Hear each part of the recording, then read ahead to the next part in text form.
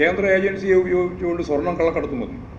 ഓ എന്താ സ്വർണം കള്ളം, എവിടെയൊക്കെയാ ചെമ്പ്, അതുപോലെ തന്നെ ഖുറാൻ ഉൾപ്പെടെ എല്ലാം, ബിരിയാണി ചെമ്പ് എല്ലാം സ്വർണം കടത്തിയതിൻ്റെ കാര്യം ചിത്രം.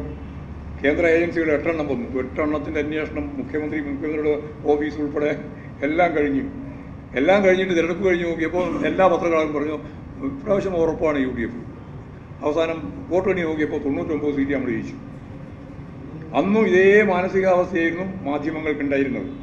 അല്ലെങ്കിൽ ഇതേ മാനസികാവസ്ഥ ഉൽപ്പാദിപ്പിക്കാനാണ് മാധ്യമങ്ങൾ മുഴുവൻ കേരളത്തിൽ ശ്രമിച്ചത്. അതുകൊണ്ടാണല്ലോ ഞാൻ പറയുന്നത് ഈ മാധ്യമം ലോകത്ത് എവിടെയില്ലാതെ സീസണ് കേരളത്തിൽ. കമ്മ്യൂണിസ്റ്റ് വിരുദ്ധതയുടെ അങ്ങേത്തല. ഇത്ര ശക്തമത്തായിട്ട് കമ്മ്യൂണിസ്റ്റ് വിരുദ്ധത അവതരിപ്പിക്കുന്ന, ഇടതുപക്ഷ വിരുദ്ധത അവതരിപ്പിക്കുന്ന, വലതുപക്ഷ ആശയ നിർമ്മിതിക്ക് വേണ്ടി പ്രവർത്തിക്കുന്ന മറ്റൊരു മാധ്യമ ശൃംഖല ലോകത്തെവിടെയില്ല.